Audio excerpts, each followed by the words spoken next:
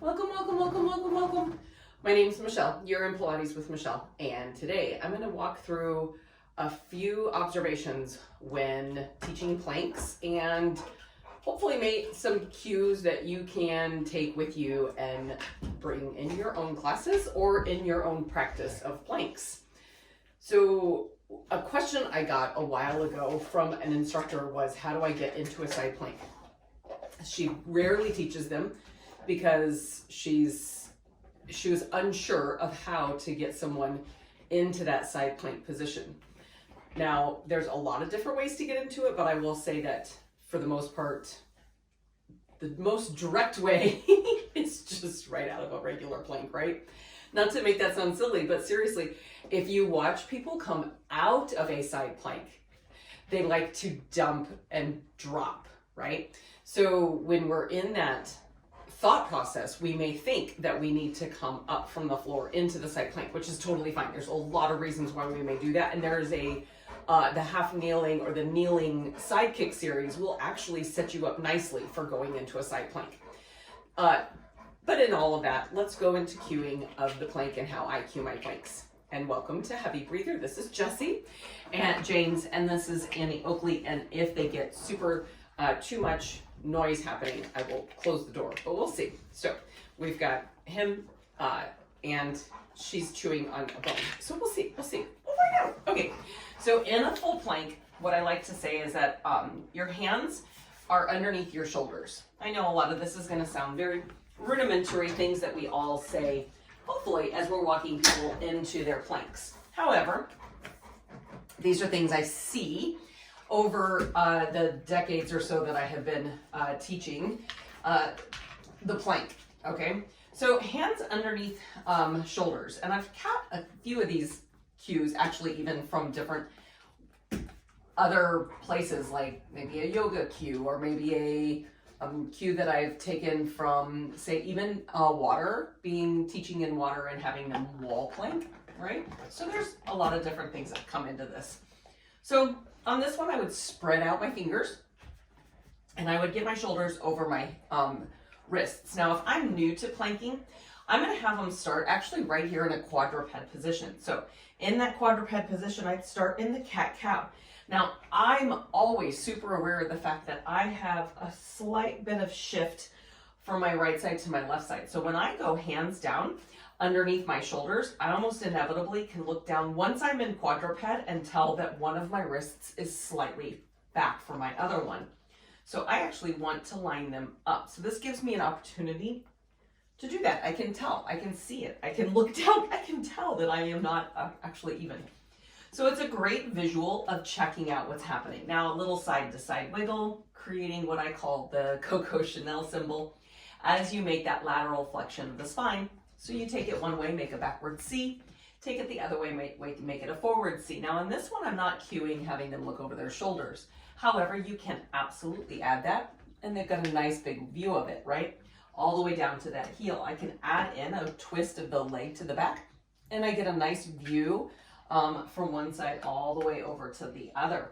And that adds a nice connection into poodle, or hi, wag the tail. Got a cat now and another cat climbing. So we'll see how this goes. All right. So from here, just establishing that quadruped position for a lot of people, that may be where they need to go. Their whole series of planks is you're in quadruped and you're taking them through cat-cow, right? So from here, if we're not wrist sensitive, and by the way, you can do the whole series of the quadruped actually even on your forearms. I have somebody super, super wrist sensitive. I may take them right away straight down into their forearms. Now forearms, I'm looking for a number 11 rather than a capital A.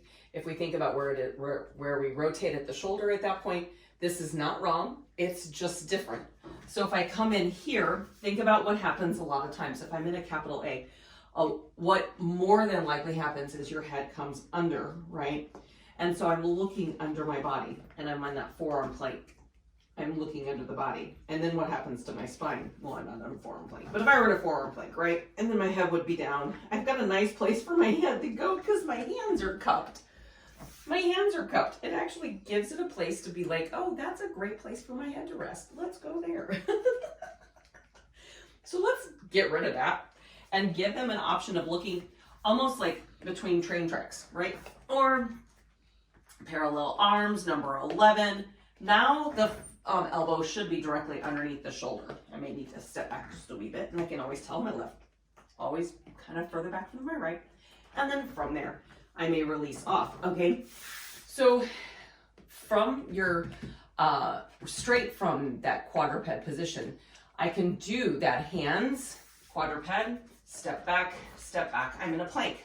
Now, if I'm new to planking, I may take them straight from there. They may just go from that nice quadruped position to a step out, step in, right? And allowing that knee to connect. If I level that up, it really is taking them out and out, right? And into a bear crawl position. Oh, hello. And I'm hovering. Now, in a bear crawl position, what I see more often than not in a bear crawl, this is not about bear crawls, but a little side note, bear crawls, what happens is people tend to kind of kick their hip up and then they crawl, right? So they crawl like this, right? So in a true essence of a bear crawl, I'm trying to keep those knees, oh, honey, hover those knees right up and over, Whew. And it up levels that conversation completely. Okay, so back to planks. From your full plank, so in your quadruped position, step back out to my full plank. Now I'm gonna ask them, push the fingers and the hands down into the floor, and I'm gonna push my feet, my ball of my foot, I'm gonna push it down into the floor, like I'm gonna try to push the floor away from me. If I can get the whole front of the body to be activated to push the floor away, it activates the whole frontal chain. Way different, right? Than just hanging on the plank. And what a lot of people want to do is they want to muscle it out. They kind of start dumping down their chest.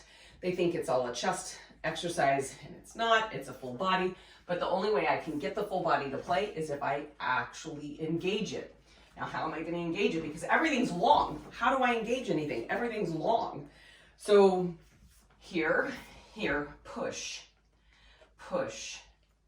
Now from here, I'm going to actually ask them to connect their belly button up into their spine, like they're trying to bridge across a stream of water and not let their belly button get wet. Then from there, I'm going to drop their shoulder blades. I'm going to glide their shoulder blades down their back, squeeze their glutes, and I'm going to tighten their quads. And then from here, that stream of water goes over the body, and I'm going to try to keep the spine also from getting wet. So there's two bodies of water going between under and over, and I'm just trying to not let them get wet in the process, okay? So in my cueing, I've got shoulders off my ears, gliding those shoulder blades down the back. I've got a setup to push the floor away, and I can be either forearms or hands. I can really be knees or toes as well. So if I'm in my knees, the goal here is that I go from my quadruped position, right? And I just step slightly back to my knees. Now people will ask me, okay, can I keep my knees bent or do I have to straighten my legs?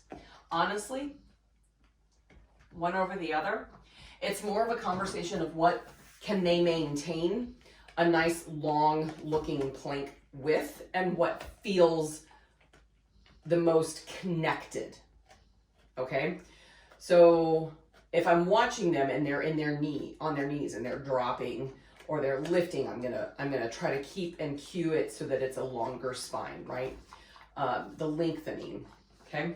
So from here, I'll just go straight into it. So I'll just pop their hand in and I'll lift that hand up and now they're in side plank.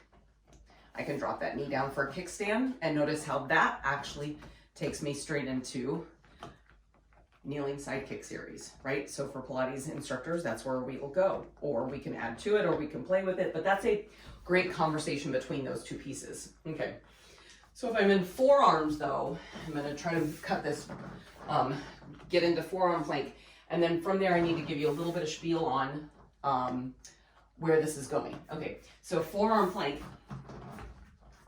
nice and long. Then I'm gonna take my hand and I'm gonna rotate it because that's gonna line my shoulder and my elbow up so much nicer than if my hand is still out there. If my hand is still out there, where is that external rotation on that shoulder, and how easily is it to dump into the backside and really aggravate that shoulder girdle. Not required.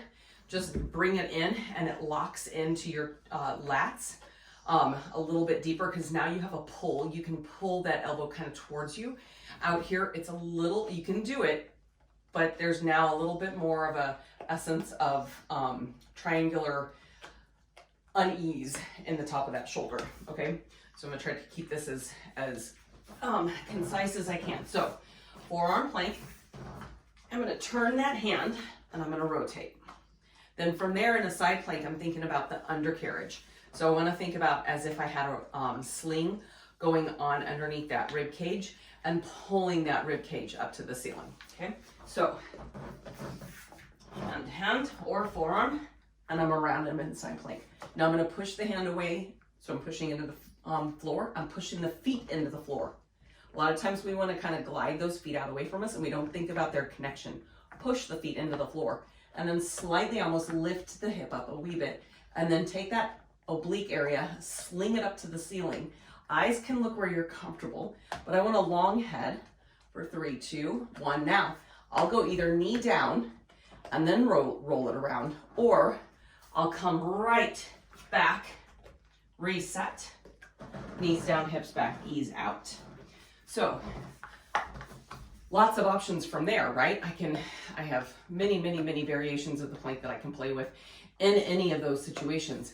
But that's my typical how I get them into plank, or how I talk about plank from a quadruped position. If I have a more advanced class, I'll do the getting into plank from a stand.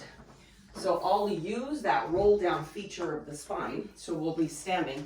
We'll inhale, lift those hands up high to the sky. I know you're gonna lose my hands here. You're gonna exhale, you're gonna roll down, and you're gonna actually roll over that big beach ball. You're gonna let the hands glide down the front of the body, or even walk. 2, 3, 4, and then from here we'll walk out. So we'll walk that body out. Now, my more advanced class, right, they're gonna hang out, they're gonna walk it back. I may even take them from that walk out to a walk up in a full Pilates push-up kind of fashion, right, where I add a push-up down there at the end. Or I may have them go ahead and come down, especially if it's their first time kind of rolling down with me. I'll have them bend their knees down, catch themselves on their knees, and then set their planks right up. All right, so lots of ways that I get in and out of the plank, but remembering that every movement you do is movement with purpose. Every movement we do is movement that is controlled and thoughtful, that we're connected to what we're asking the body to do, and breath. So to get into the plank, use your exhale. Then once you're in the plank, think about the expansion of the ribs in that lovely Pilates breath. So from there, I am super thankful that you caught this video. If you have questions about anything that I talked about in here, let me know, drop me a comment, drop me a line. And in the meantime, I'm hosting on February 27th, the end of February 27th, 1:30 my time, so Central Standard Time, 1:30 my time, workshop about 30 minutes long, maybe up to 45, just depending on how Q&A goes, but 30 minutes long in particular. Planks, we're gonna talk about what we just talked about with a little bit more in-depth conversations, and taking it a little bit deeper into the variations that I just explained. From there, we'll go through 6 more days of quicker, 15 minutes or so of plank variations, things you can add into your classes as an instructor, as a student, things that you can add into your actual repertoire of exercises that you do throughout your days. So anyways, that is February 27th. It's a full 7 days. It is a paid program, and I do that because it will entice you to actually do the program versus signing up and not doing anything with it. So I'm helping you in the process and me, because it is my time. So I thank you so much for coming in for your for the plank video. And again, if you have questions, let me know, drop me a line, subscribe, like, all those things wherever you find this video. Do all those things for me, share it, it'd be fantastic. I greatly appreciate it. Other than that, enjoy the rest of your day.